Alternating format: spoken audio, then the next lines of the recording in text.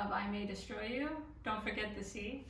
So this takes a different turn. So we do not leave off where we left off. Oh, we don't start from where we left off. So this is more of a flashback episode, basically looking at Arabella before the incident and giving a little more dimension to her characters and also to the characters around her. Also, this was a good episode because you see Arabella before her rape or before her assault, and sometimes when something bad happens to someone, whether it be an assault or a death in the family, that person's humanity ceases to exist. Like, there's a reason why people don't open up about very serious things that have happened to them, because they don't want to be perceived in a different way. For example, if you open up about something serious, maybe that person will start interpreting your actions differently or your behavior differently. They'll say, well, you do this because of this, or you do this because of this. So the episode gives her some humanity and kind of takes away the label of victimhood as the first thing you see. So the episode starts off and she's at a cafe in Italy and she's writing her manuscript or her book, and I believe this is a book that will make her famous later on. So this is a work trip. So on this trip she brings her best friend Terry. Terry, if you remember from the first episode, was the young woman who went on that horrible audition. That audition where she was asked to take off her wig and what's the craziest thing she's ever done. And you know, as a black actress, it hurts. So that's Terry. So Arabella brings Terry to Italy just to have a good time. So she's showing off her new apartment that the company has paid for, and they decide to have a night out. They get high and they just start roaming the streets of Italy. So this night out is kind of foreshadowed in the first episode, or in the second episode actually. So if you remember from the last episode, towards the end, Arabella is kind of lying on, I think his name is Kwame, like on his thigh, and she looks up at Terry and she's like, let's make a pact and let's never leave each other anywhere. And this is a common theme in the rest of the episodes. Like, let's not, if you take somebody out, don't leave them alone. And Terry's looking at her like Italy, like they reference Italy and they reference this like random trip.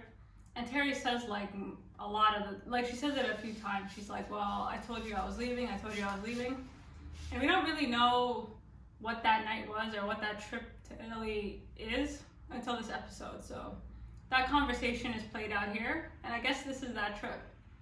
So Arabella takes her friend and they're just kind of roaming around Italy, high as a kite. And you can look at this and be like, oh, this is crazy, but honestly, this is most millennials on vacation. Maybe some of you go to museums, some of you don't, but a lot of it is, you're with your best friend and you want to party. And Arabella and Terry, they're in that, phase of life where they think a shirt is a dress.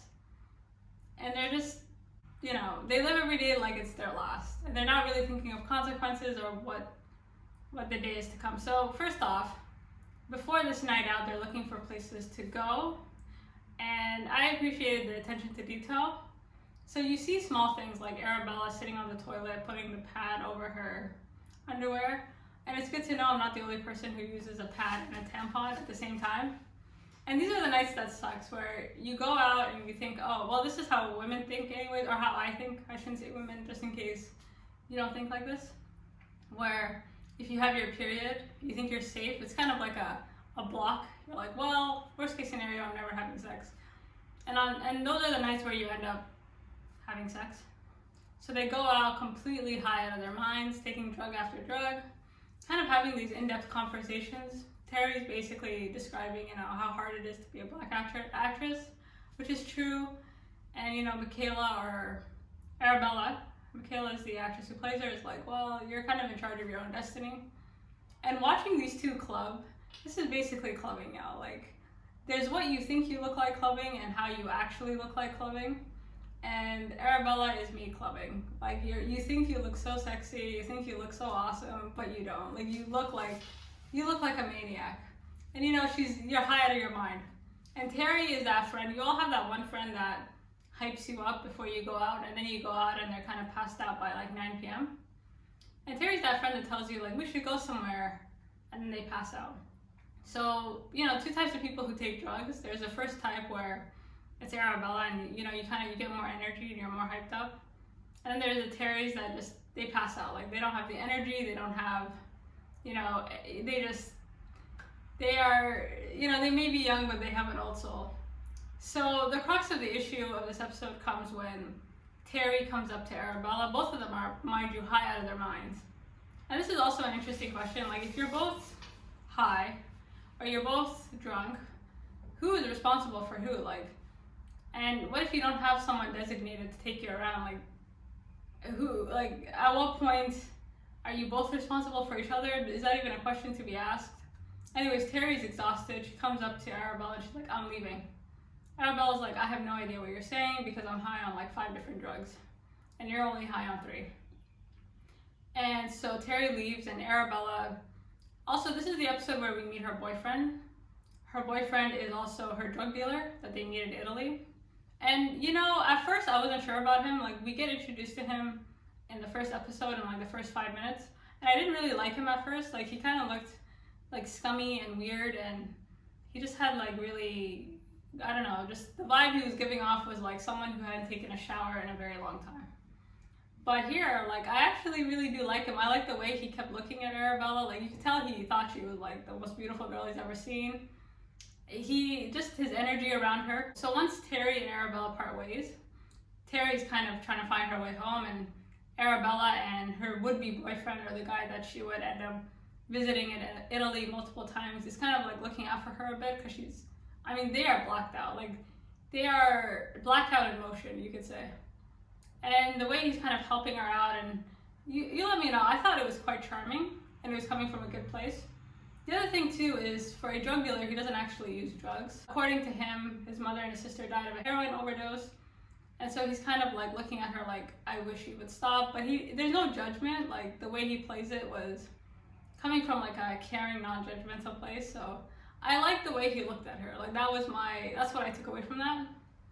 So these two ladies, they go off in their separate directions. How they didn't end up murdered, I don't know, in a foreign country. Like, this is, maybe I'm overthinking, but along the way, Terry, she's on her way home, and then she gets stopped by one Italian guy who's like, oh, you're beautiful. And she's high, right? And he says something about Mountain Dew. Sometimes their accents are so quick that I can't really pick up on what they're saying. And so she's like, okay. So she follows this random stranger that literally just whistled to her on the street. They go into this bar. He buys her a drink. She's high. She doesn't know where she is. So she starts dancing with him, and then out of nowhere, another Italian guy comes, and he's also hitting on her. And along the way, you know, drink after drink, they end up in a threesome. And this threesome is, you let me know. So they have a threesome. Again, she's high out of her mind. And then at the end of the threesome, she watches them. They all part ways, and she's looking out the window, and she notices these two guys kind of like high-fiving each other, as if they kind of, like, maybe this was. So my impression was that she was preyed on, and this is true. Like, if you go out, you really have to, you don't know who's watching you. You don't know what people's intentions are, especially like towards the end of a night. So my impression is like these two were not strangers, and that these two men kind of tag team her with this end goal in sight. The thing is, like, when you're completely high and drunk, like, can you even consent? No, these two men were not as drunk and not as high, but clearly they took advantage. So that whole scene really, at first I was like, okay, maybe she's on vacation, like, but the minute I saw them like high five, I was like, oh no, she was preyed on. So that's Terry's night. And then you have Arabella with her would-be boyfriend, or whoever this guy, like, they're not really boyfriend and girlfriend, that's my understanding, they're just kind of like together. Anyway, she's high, and he really wants to have sex with her, right? Like, he's just horny. He's been looking at her since he sold them heroin, or not heroin, since he sold them that cocaine. And he's looking at her, and there's this one scene where he takes out her tampon, and it's completely red, and I just looked at that, like I was horrified, because that's me, like that, like, so many girls will look at this, and you know, he, not only does he take out the tampon, like, a lot of girls, like, clot, like, for the men watching, like, there are, like, little, and he's, like, kind of touching it, like, I didn't know blood clots like this, I didn't know, and she's looking at him, well, it's not really something we like to advertise, like, girls don't really normally if you do have sex on your period, and this is just, I'm speaking from my own perspective, like ideally you take out the tampon beforehand, but sometimes you are kind of like tipsy that he does take it out, or you try and, or the excuse is like, well, I'm towards the end of my period. And she's trying to explain it because he's a nice guy. She's like, well, normally I lie to people and tell them I'm on my period, but it's almost ending, or it's not that bad. Instead, she kind of, outs herself. She's like, well, my period is really heavy, and you're gonna have a messy time. So this guy, Biagio, Biagio, I think. Sorry if I'm butchering it. He decides to just kind of like cut his losses, and I thought he would go for it. Like, I knew he wouldn't have sex with her, but she was in that weird position where a lot of girls are in that position sometimes, where you work up a man and you feel like you can't really, it's like you kind of just get on with it. And she kind of looks at him like, thank you for not assaulting me, or like, thank you for not hurting me or anything like that. And I felt that. And he's like, okay, cool, thanks, like, let me take you to the beach. And so the episode ends and the two of them are sitting by the beach talking about music and this guy's past life, and the episode ends. So for me, I really like this episode. It does take you off like the momentum of the other two episodes, because you want to know what happens to Arabella after the rape, and like how she's gonna cope with it. So this is nice because it gives all these characters like dimension. You see that Arabella, like, she was not a perfect person, and to be honest, like, no millennial is perfect. Like, her night out, her trip to Italy is very realistic. Like, the drug use, the alcohol, the night, like, this is what going out looks like in 2020. Like, this is what that is. And I think the rate of recreational cocaine use has increased, like, the rate of alcoholism has increased. Like, people don't really stigmatize these things anymore, and I'm watching her night out, like, it was very honest. This is like, I'd be lying if I said I didn't have like nights out that were kind of crazy. And I also really liked the threesome with Terry, especially if you consider that these two men were not strangers, and this was not, because the way the episode is framed is that like they're in Italy, and it's kind of like you only live once, and when in Rome, like, do as the Romans do.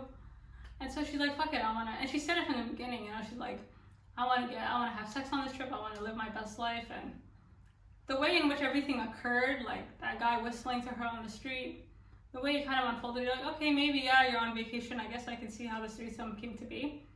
And then you get this kind of eerie feeling that like maybe she was preyed on, and maybe this was not like this naturally occurring thing. And then on the flip side, you have Arabella, who could have very well been assaulted, or very well been, something really, like, not to say he would have done anything bad, but she wasn't really in a position to defend herself at that point. So as the episode wraps up, like, this really gives you context. And I've already seen the 4th episode, so for my American viewers, they do pick up where they left off from episode 2. And this is a good episode to have in mind, because you need to see people as human beings first and not victims. And that's what I took from it. So let me know what you thought. I'm sorry to my American viewers who, I'm in pain that y'all can't see the 2 episodes a week. You need to spam HBO about this. Until next time, peace from the Middle East.